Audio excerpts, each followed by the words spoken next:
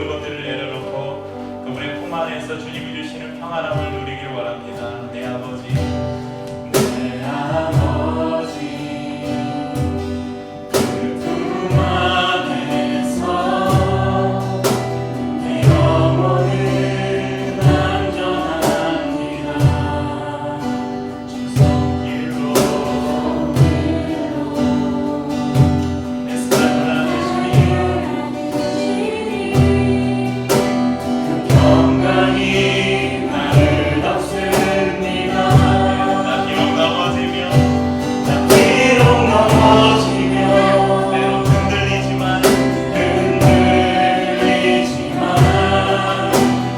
내 안에 거하며 나를 붙드시니 내 생각을 주께로 돌리고 주시는 평강에 옷을 입습니다.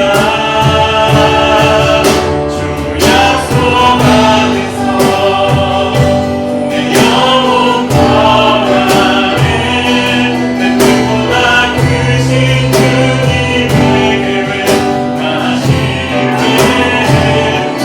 두려움 다 내려놓고 주님만 의지해.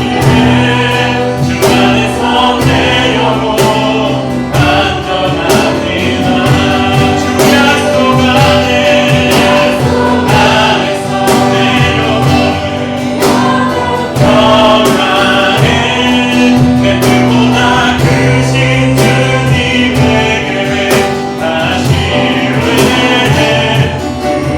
계획 하시네. 두려움 다 내려놓고 주님만 의지해. 주 안에서 내 영혼 안전합니다.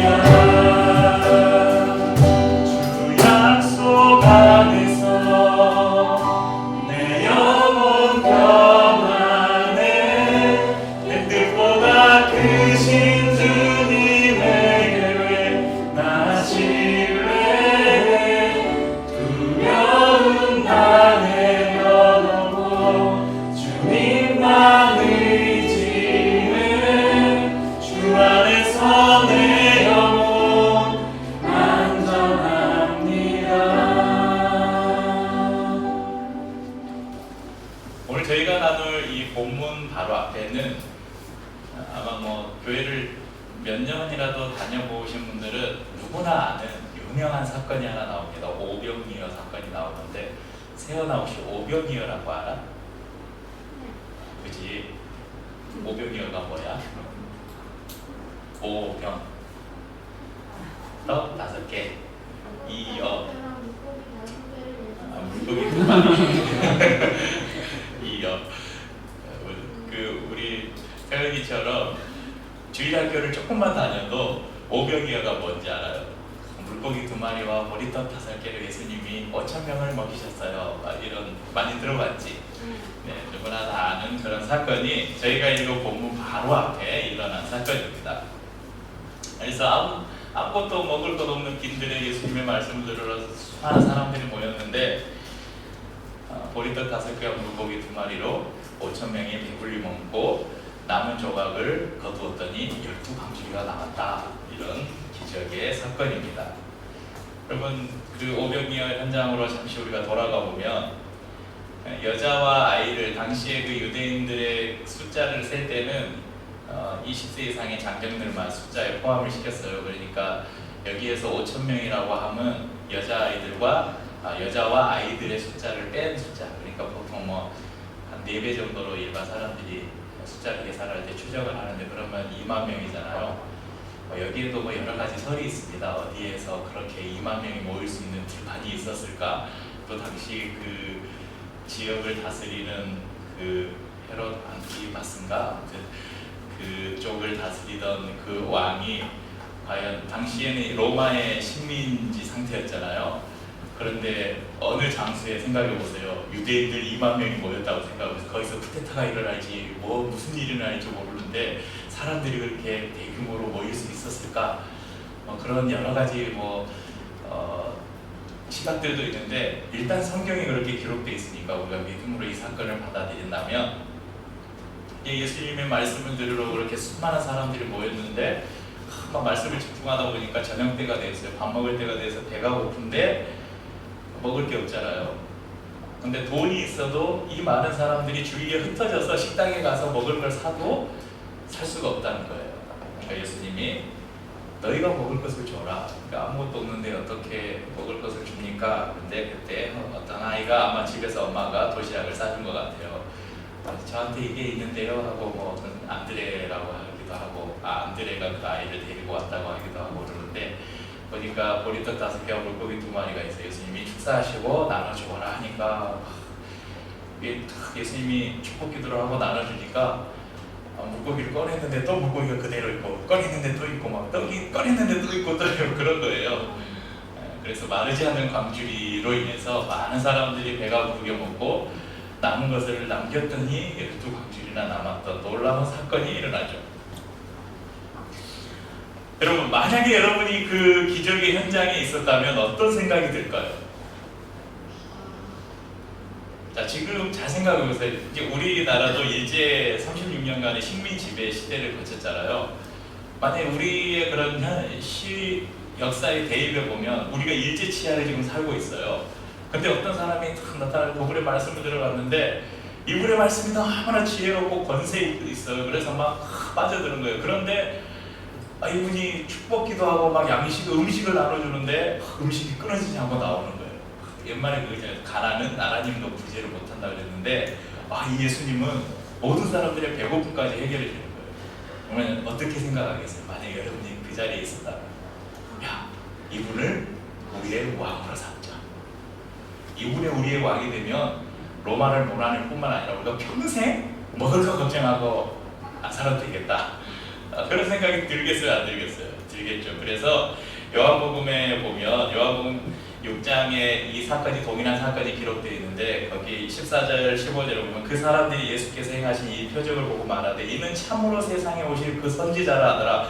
그러므로 예수께서 그들이 와서 자기를 억지로 붙들어 임금으로 삼으려는 줄 아시고 다시 혼자 산으로 떠나가시니라. 예수님이 눈치를 챈 거예요. 이 낌새가 이상해요. 이 사람들이 나를 추대해서 지금 왕으로 삼으려는 그런 분위기를 감지하시고 산으로 가셨다. 그렇게 기록하고 있습니다. 그래서 예수님은 제자들은 건너편으로 보내고 자신은 따로 기도하시기 위해 한적한 곳을 찾아가십니다. 오병이어의 현장이었던 이 갈릴리 동쪽의 이 베세다라는 지역에서 건너편으로 제자들한테 배를 타고 보내놓고 예수님은 이제 기도하러 산으로 올라가셨는데 여기에서 이제 장소의 문제에 대해서 또 많은 이야기들이 있습니다. 오늘 지도를 잠깐 보시면요, 이제 일반적으로 이 베세다 지역에서 오병이어 사건이 일어났다고 하고 건너편에 가버나움이 있고 게네사렛이 있어요. 이제 마가복음에서는 예수님이 건너편 베세다로 배를 타고 가라 이렇게 기록이 돼 있어요. 그러면 오병이어가 일어난 사건이 베세다가 아니라 다른 쪽에서 건너편 베세다니까 여기가 아닌가? 이런 의문이 남고요. 또 요한복음에서는 베세다에서 배를 타고 가버나움으로 가라고 하셔요, 예수님이. 그러면 근데 또 여러분 마태복음 오늘 저희가 읽은 본문에 34절에는 뭐라고 나와요? 어디에 이르렀어요? 지금 바다에서 풍랑 만난 다음에 게네사렛에 이르렀어요. 그래서 이 성경이 이거 이상하다. 이거 뭔가 앞뒤가 안 맞다. 이게 역사적으로 좀 실제 일어난 사건인지 의심이 든다. 막 그래서 여러 가지 설들이 있는데 좀 종합해 보면 예수님께서 많은 사람들이 이야기를 오병이어 사건이 일어난 곳은 베세다가 맞고요. 예수님이 건너편 베세다라고 하신 것은 오병이어 사건이 일어난 곳에서 베세다, 이제 배를 탈 수 있는 건너편에 있는 베세다로 가라.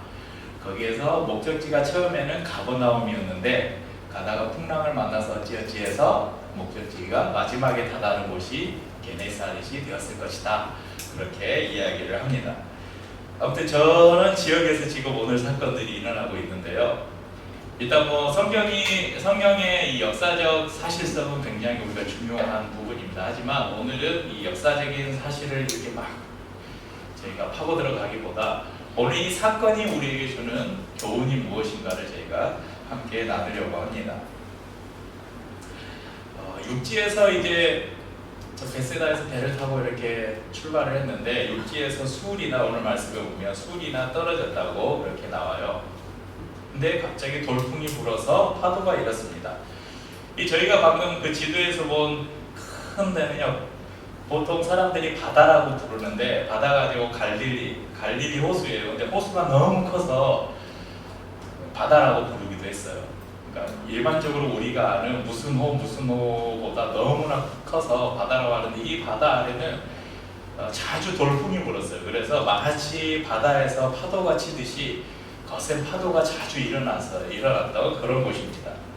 그래서 이 제자들도 가다가 이 갈릴리를 건너가다가 이런 풍랑을 만난 거예요.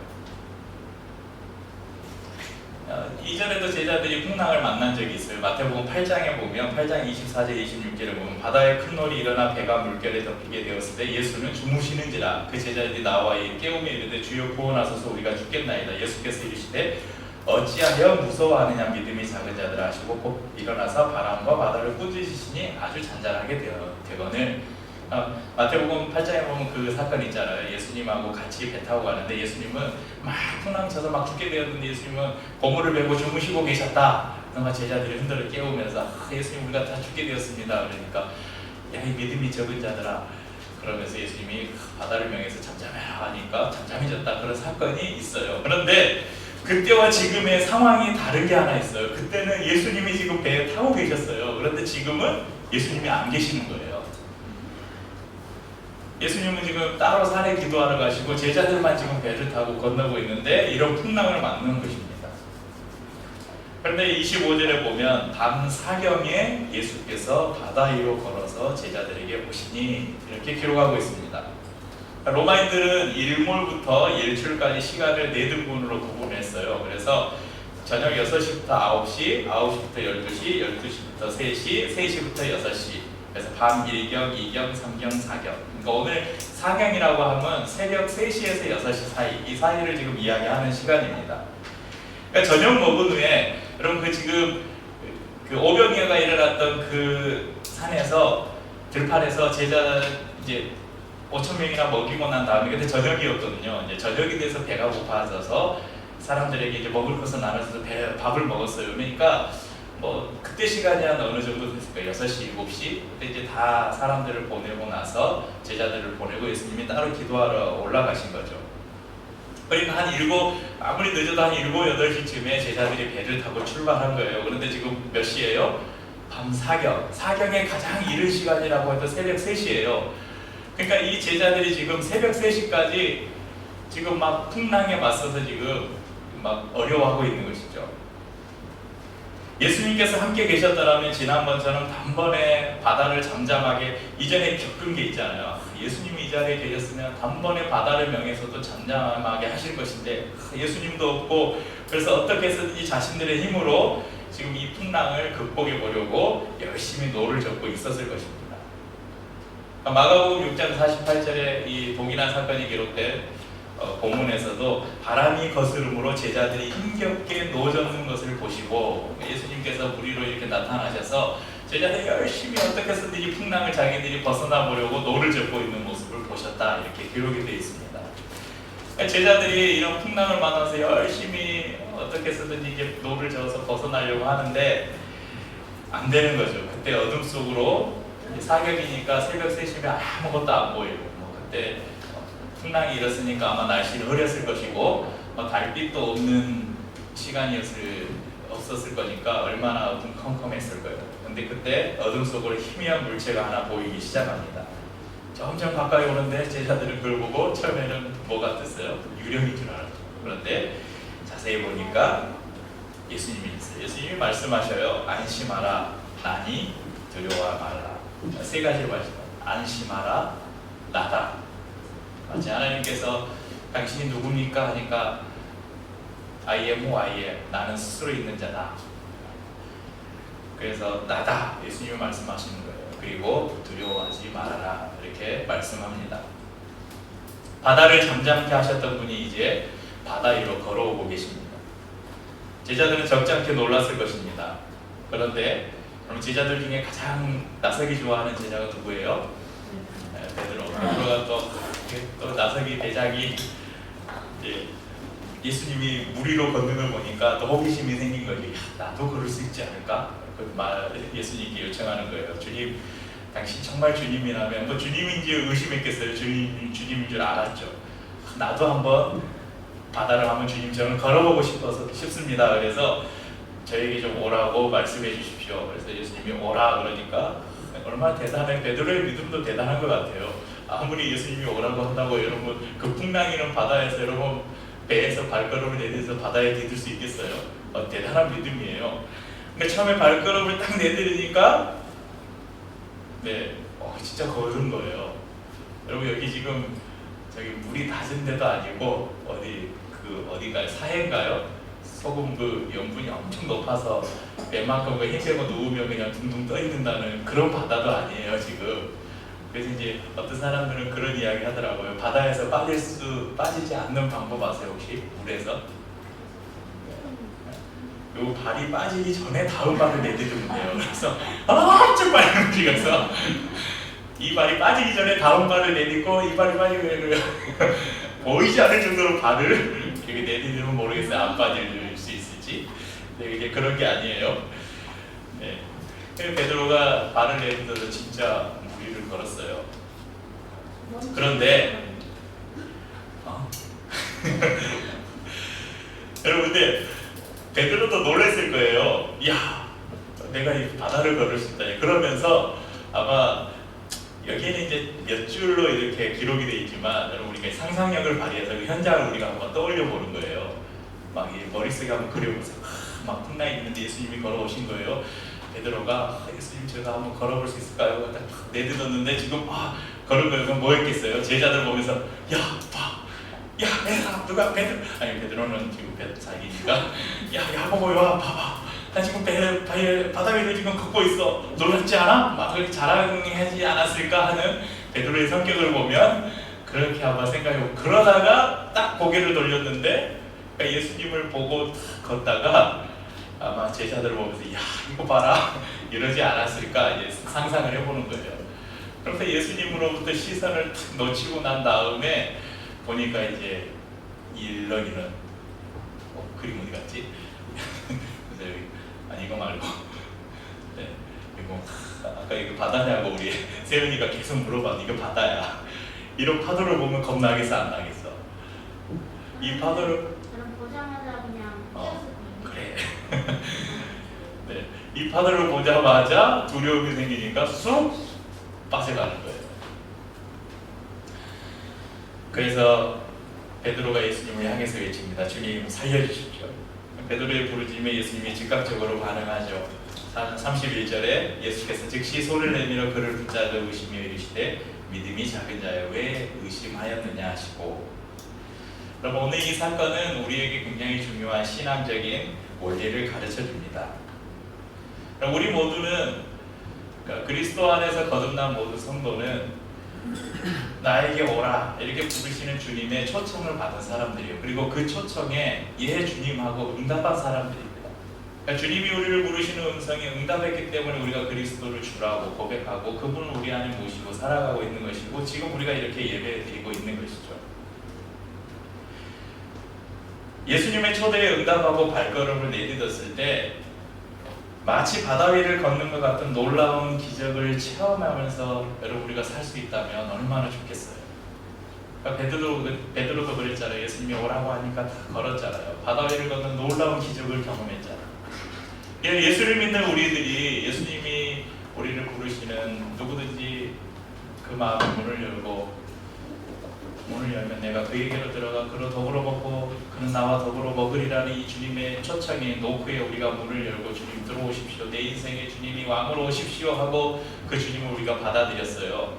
그분을 받아들인 이후에 우리의 삶에 마치 거친 바다 위를 걷는 것 같은 놀라운 기적들을 날마다 체험하면서 살면 얼마나 좋겠어요. 그런데 실상은 그렇지 않다는 것입니다. 금방이라도 우리를 삼킬 것 같은 거친 바다와 같은 인생에서 우리의 시선을 주님께 고정하고 그분을 바라보고 한 걸음 한 걸음 걸어가야 되는데 그렇지 않을 때가 많다는 거예요. 그래서 우리는 예수를 믿은 이후에도 그리스도인들은 수많은 인생의 역경의 바닷속에 빠지면서 주님께 살려달라 살려달라 그렇게 부르짖는다는 것입니다. 예수님만 바라보고 살면 좋겠는데 우리의 현실이 그렇지 않습니다. 먹고 사는 문제가 있고 자녀들의 문제가 있고 결혼해야 되는 문제도 있고 직장 문제도 있고 수많은 거친 파도들이 우리의 눈에 보입니다. 걱정과 두려움과 공포가 주님께 고정되어 있는 우리의 시선을 방해하고 우리의 믿음을 삼켜버릴 때가 있습니다. 그때 우리는 즉시 주님께 도움을 요청해야 됩니다. 주님 도와주십시오. 주님 제 손을 잡아주십시오. 이렇게 소리쳐야 합니다. 그럼 마태는 베드로의 모습을 통해서 기독교 공동체에게 아주 중요한 말씀을 지금 주고 있는 거예요. 여러분 베드로는 누구입니까? 예수님의 수제자 아니에요? 신앙의 인물로 당시 초대교회에서 베드로만큼 뛰어난 사람이 어디 있어요? 그래서 지금도 천주교는 베드로의 이 수익과 베드로의 사도 중에 그러니까 사도의 제일 수제자 그 계보가 지금 이어져 있다고. 교황은 베드로의 직속 후계예요. 지금의 교황은 천주교에 있어서 교황. 그러니까 이 베드로라는 이 인물은 교회사에서 너무나 중요한 인물. 그러니까 마태가 이 베드로를 기록할 때 굳이 이런 걸 기록할 필요가 있겠어요? 좋은 모습만 기록해야죠. 예수님이 오라고 하니까 바다 위를 걸었다. 여기서 끝나야죠. 갑자기 파도를 보고 빠져들어가서 막 허우적거리면서 주님 살려주세요. 이런 거 기록 안 해도 되잖아요. 근데 왜 기록해 놨겠어요? 왜 교회 공동체에게 보내는 이 편지에 이런 사건을 기록해 놨겠어요? 믿음의 공동체도 정말 믿음으로 살아가는 그리스도인도 빠질 수 있다는 거예요. 예수님에게서 시선을 놓쳐버릴 수도 있다는 거예요. 그럴 때 어떻게 해야 되는가를 보여주는 거예요. 그리고 그렇게 했을 때 어떤 일이 일어나는가를 우리에게 교훈해 주는 거예요. 베드로가 물에 빠졌을 때 즉각적으로 주님께 도움을 구하잖아요. 살려달라고. 그럴 때 주님은 어떻게 합니까? 즉각적으로 또 손을 내밀어 잡아주시죠. 이것이 우리에게 주는 메시지라는 것입니다. 베드로는 우리에게 믿음과 불신앙의 양면을 다 보여주고 있어요. 그렇다고 해서 여러분 베드로가 위대한 사도가 아니라고 우리가 누가 말해요? 다 베드로를 위대한 사도라고 이야기하죠. 그러니까 그 말은 아무리 믿음이 좋은 사람이라도 그 안에 얼마든지 불신앙이 스며들 수 있다는 거죠. 그럴 때 우리는 다시 주님께 외쳐야 한다고 우리에게 말씀해 주고 있습니다. 시편 37편 23절에서 24절에 이렇게 우리에게 말씀합니다. 여호와께서 사람의 걸음을 정하시고 그의 길을 기뻐하시나니 그는 넘어지나 아주 엎드러지지 아니함은 여호와께서 그의 손으로 붙드심이로다. 그럼 넘어져요. 그런데 아주 엎드러지지 않는다. 아주 엎드러지지 않는다. 넘어져서 못 일어난다는 거예요. 근데 아주 엎드러지지 않으면 주의 손이 우리를 붙잡고 계시다고 말씀합니다. 시편 50편 15절에는 이런 말씀이 있습니다. 환난 날에 나를 부르라. 내가 너를 건지리니 내가 나를 영화롭게 하리라. 표현하는데 건진대요. 건진다는 것은 어디 빠진 거 아니에요. 우리를 건져 올리시겠다고 하나님이 약속하십니다. 하나님을 의지하고 예수 그리스도를 붙들고 사는 사람은 잠깐 넘어질 수 있고 잠깐 유혹에 빠질 수도 있지만 아주 넘어지지는 않을 것이고 아주 빠지지는 않을 것입니다. 연약함보다 더 위험한 게 뭐냐면 교만입니다. 인간은 누구나 연약해요. 그래서 누구나 넘어질 수 있어요. 그러니까 연약한 사람은 다시 일어날 가능성이 굉장히 많아요. 그런데 교만한 사람은 그러지 않을 위험이 굉장히 많습니다. 예수를 믿고 난 이후에도 나의 힘으로 모든 것을 할 수 있다고, 내 힘으로 일어날 수 있다고, 주님 더 이상 당신은 필요 없습니다. 내가 할 수 있습니다 라고 생각하는 교만한 사람들의 인생은 다시 올라올 수 있는 기회를 아마 놓쳐버리게 될 것입니다. 우리의 믿음이 온전치 못함을 인정하고 우리의 약함도 인정하고 할 수만 있다면 항상 우리의 생각과 시선을 주님께 고정하고 그렇게 살지만 때로 넘어지고 실수할 때도 즉시 예수님께 부르짖고 그분의 손을 잡는다면 우리는 다시 평안함을 얻을 수 있을 것입니다. 전국이 물난리로 고통을 당하고 있습니다. 비록 바다는 아니지만 거친 물살을 우리가 뉴스에서 쉼없이 보고 있습니다. 그렇기 때문에 오늘 말씀이 어쩌면 좀 더 우리 안에 더 잘 다가오지 않을까 생각해 봅니다. 우리는 오늘도 각자의 인생에서 거친 바다 위를 걷고 있습니다. 하지만 그 바다 위에 예수 그리스도도 함께 걷고 계신다는 사실을 기억했으면 좋겠습니다. 그래서 거친 바다를 보지 마시고 그 거친 바다에 서 계시는 주님, 그리고 혹시 이 거친 바다에서 우리가 잠시 실수하고 발을 잘못 디뎌서 우리가 빠질지라도 언제든지 주님이 우리의 손을 붙들고 다시 우리를 건져주시고 일으켜주실 것이라는 믿음을 가지고 여러분의 인생을 걸어가시는 저와 우리 성도님들 될 수 있기를 주님의 이름으로 축복합니다. 안개가